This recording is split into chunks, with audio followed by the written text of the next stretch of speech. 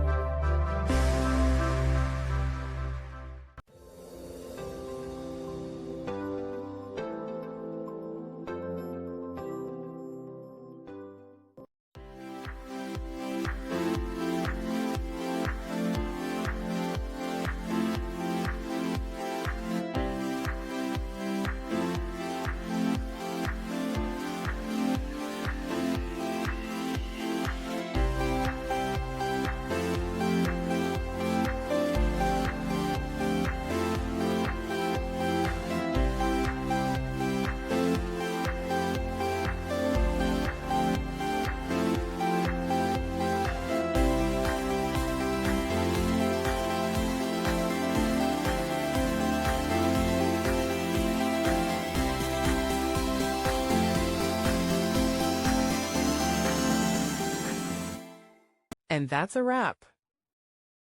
I hope you found the answer you were looking for. If you did, take a second to hit that subscribe button. It really helps out. And let me know in the comments which solution worked best for you. See you next time in the debug zone.